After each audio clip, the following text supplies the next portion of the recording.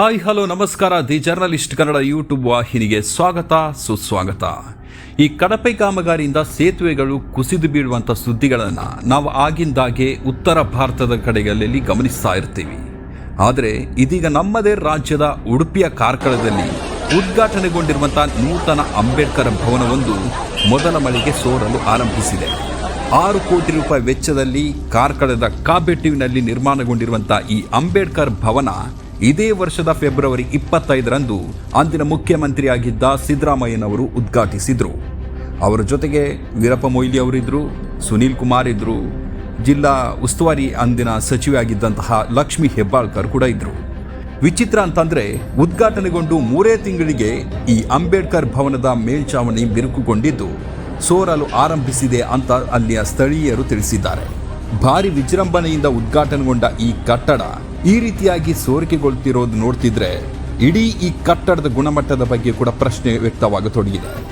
ಸಮಾಜ ಕಲ್ಯಾಣ ಇಲಾಖೆಯ ಅಂಡರಲ್ಲಿ ಕನ್ಸ್ಟ್ರಕ್ಷನ್ ಆಗಿರುವಂಥ ಈ ಬಿಲ್ಡಿಂಗ್ನ ಉದ್ಘಾಟನೆಗೆ ಅಂದಿನ ಸಮಾಜ ಕಲ್ಯಾಣ ಇಲಾಖೆಯ ಸಚಿವರಾಗಿದ್ದಂತಹ HC ಮಹಾದೇವಪ್ಪ ಅವರು ಕೂಡ ಭಾಗವಹಿಸಿದರು.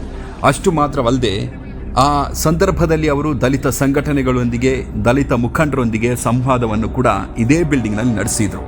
ವಿಚಿತ್ರ ಅಂತಂದರೆ ಈ ಬಾರಿ ಕರಾವಳಿಯಲ್ಲಿ ಮಳೆ ಆಗಮನ ಆಗಿದ್ದೇ ಲೇಟು. ಅಂಥದ್ರಲ್ಲಿ ಕೇವಲ ಉದ್ಘಾಟನೆಗೊಂಡ 3 ತಿಂಗಳಿಗೆ ಈ ಕಟ್ಟಡದಲ್ಲಿ ಬಿರುಕು ಕಾಣಿಸಿಕೊಂಡಿದೆ. ಮೊದಲ ಮಳೆಗೆ ಇಲ್ಲಿ ಸೋರಿಕೆ ಆಗ್ತಾ ಇರೋದು ಕಂಡುಬಂದಿದೆ. ನೀರು ಯಾವ ರೀತಿಯಾಗಿ ಸೋರ್ತಾ ಇದೆ ಈ ಕಟ್ಟಡದಲ್ಲಿ ಅನ್ನುವಂಥದ್ದನ್ನು ಗಮನಿಸಬಹುದಾಗಿರುವಂಥದ್ದು. ಕಾರ್ಕಳದ ಜನರೇ ಈ ವಿಡಿಯೋವನ್ನು ಹಂಚಿಕೊಂಡಿದ್ದಾರೆ. ದಿ ಜರ್ನಲಿಸ್ಟ್ ಕನ್ನಡ ಕೂಡ ಇದನ್ನು ಪಬ್ಲಿಷ್ ಮಾಡ್ತಾ ಇದೆ. ಇದನ್ನು ಯಾರು ಕನ್ಸ್ಟ್ರಕ್ಷನ್ ಮಾಡಿದ್ದಾರೆ ಅಂತ ನೋಡೋದಾದರೆ SKS infra project private limited, ಇದು ಕೂಡ ಕಾರ್ಕಳದ ಒಂದು ಗುತ್ತಿಗೆ ಸಂಸ್ಥೆ. ಈ ಸಂಸ್ಥೆ ಈ ಕಟ್ಟಡ ಜವಾಬ್ದಾರಿಯನ್ನು ವಹಿಸಿಕೊಂಡಿತ್ತು. 6 ಕೋಟಿ ವೆಚ್ಚದಲ್ಲಿ ಈ ಕಟ್ಟಡವನ್ನು ನಿರ್ಮಾಣ ಮಾಡಲಾಗಿತ್ತು.